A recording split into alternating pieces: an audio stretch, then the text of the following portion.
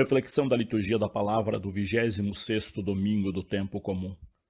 Pelo batismo, todos nós recebemos de Cristo a missão profética. Porém, não é toda pessoa que exerce essa missão, essa parcela de profetismo recebida do Senhor. Além disso, os que querem colocar em prática essa missão encontram muitas barreiras, muitos obstáculos, pois a inveja, o ciúme e outros comportamentos nocivos dificultam o trabalho, tornando-o mais difícil de ser realizado.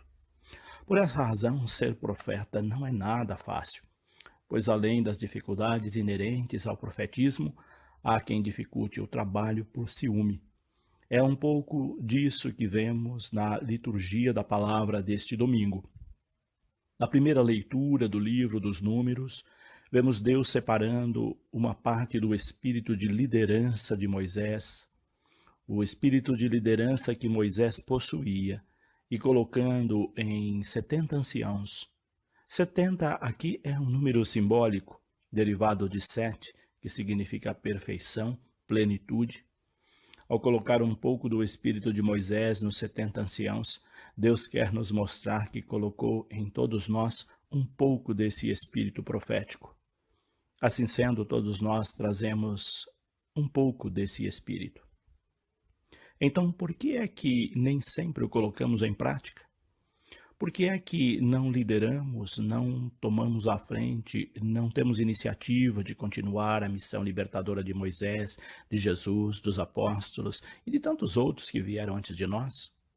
O próprio texto traz a resposta: por causa do ciúme ou da inveja. Quantas vezes nos deparamos com discórdias dentro de nossas comunidades, entre lideranças pastorais, simplesmente por ciúme ou por inveja? Quando uma pessoa começa a se destacar na igreja, logo aparecem aqueles que querem lhe puxar o tapete, desqualificando seu trabalho, falando mal dessa pessoa e desmotivando-a para que ela abandone o trabalho. Essas coisas são terríveis, mas são reais e existem em todas as instâncias da igreja, do mundo do trabalho e da sociedade como um todo.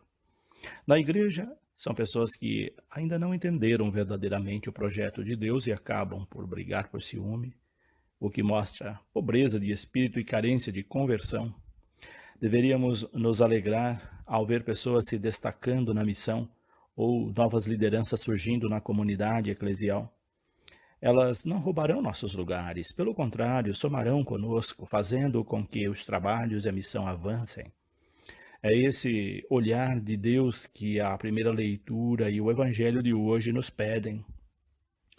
Quando Moisés recebe a notícia de que alguém está profetizando fora do grupo, ele não fica aborrecido, mas se alegra por saber que tem gente fazendo o bem em outros lugares. Não podemos reduzir a missão a pequenos grupos, a panelinhas. Quando procedemos assim, matamos a missão ou o projeto missionário. Missão é soma de forças e não divisão. O jovem que vai correndo contar a Moisés sobre os homens que estão profetizando fora do acampamento, não vai com o intuito de dar uma boa notícia, mas o faz numa espécie de fofoca ou de denúncia, como se esses que estavam profetizando fora do acampamento estivessem fazendo algum mal. Ele queria que Moisés os proibisse de profetizar, como se o dom da profecia fosse propriedade daquele pequeno grupo que estava no acampamento. Às vezes temos esse procedimento na igreja. Queremos ser líderes para ter poder, mas não para ajudar, somar forças e partilhar trabalho. As lideranças que assim procedem são lideranças negativas que atrasam a vida da comunidade. Há paróquias que não se renovam porque são sempre as mesmas pessoas fazendo sempre as mesmas coisas, não permitindo que outras façam ou não dando espaço para que venham novas pessoas. Quando aparece uma pessoa nova, ela é logo colocada de lado por alguém que tem medo de perder seu lugar. Essas antigas lideranças consideram-se insubstituíveis e agem como se fossem. Elas preferem ver a comunidade estagnada, fenecendo, do que vê-la crescer e se renovar. Diante dessa realidade, Moisés questiona o jovem: Você está com ciúme por mim? Moisés, que era o líder dos líderes, não ficou enciumado por causa dos que profetizavam fora do grupo. Então, por que é que outros teriam ciúme? E completa: Oxalá todo o povo de Javé fosse profeta e recebesse o espírito de Javé. Bom seria se todas as pessoas da comunidade tivessem um comprometimento missionário. A igreja seria bem diferente e estaria cumprindo plenamente o seu papel profético. Mas não, estamos ainda presos a rivalidades, inveja, ciúmes bobos que não levam a nada. Algo similar à primeira leitura nós encontramos no Evangelho. Aqui é João quem procura Jesus para dizer que viram um homem expulsando demônios em nome dele, mas por não pertencer ao grupo dos apóstolos, eles o proibiram de agir. Expulsar demônios significa fazer o bem, ajudar outros a se libertar de situações de opressão. Quem faz isso, mesmo que não seja uma pessoa que professa a fé cristã, é uma pessoa de Deus.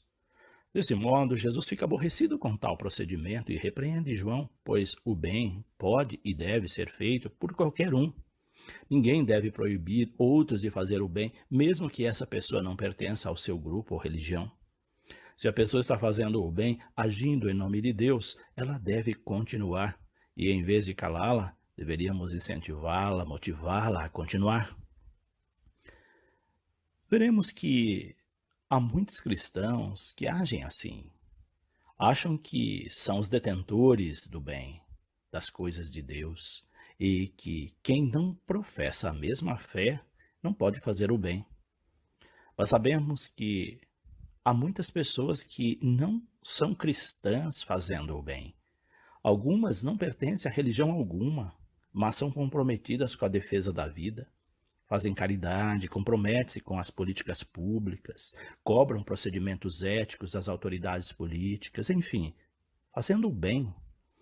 Essas pessoas são pessoas de bem, são pessoas de Deus, independentemente da religião que professam ou da sua opção por não se afiliar a nenhuma religião.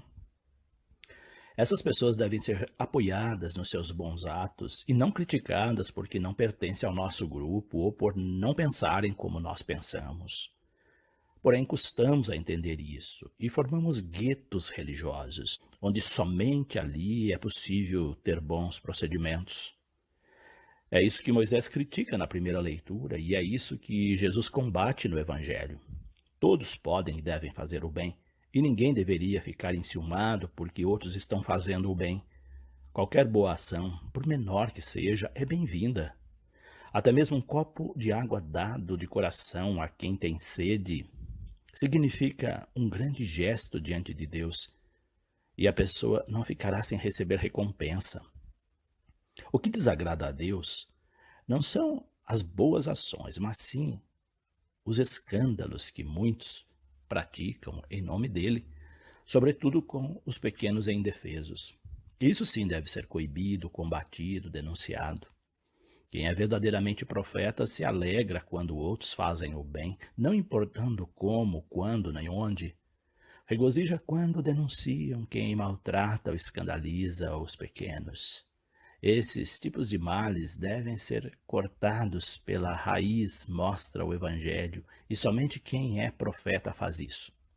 Por essa razão, encontramos nesse texto uma linguagem figurada sobre cortar a mão se ela levar a pecar, cortar o pé se esse levar para o escândalo, arrancar os olhos se esse for motivo de pecado.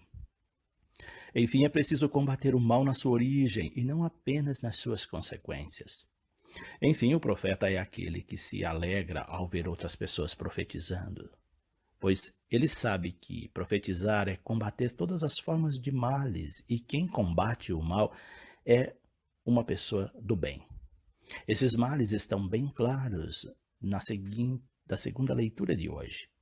Além da expulsão dos demônios, que se revestem das mais variadas formas, temos também aqueles tipos de males apontados na carta de Tiago, que estão resumidos nos que se enriquecem à custa da pobreza de outros.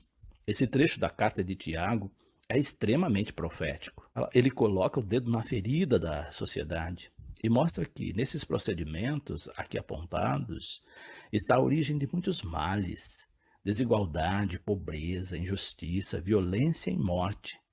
Quem é verdadeiramente profeta denuncia essas realidades e não fica perdendo tempo com os ciúmes bobos dentro da comunidade. Vale a pena pensar nisso neste domingo e rever certas posturas. Esses são textos que deveriam ser lidos e refletidos numa assembleia de comunidade, numa assembleia paroquial. Creio que isso levaria muita gente a pensar em suas atitudes. Deus abençoe a todos. Padre José Carlos Pereira.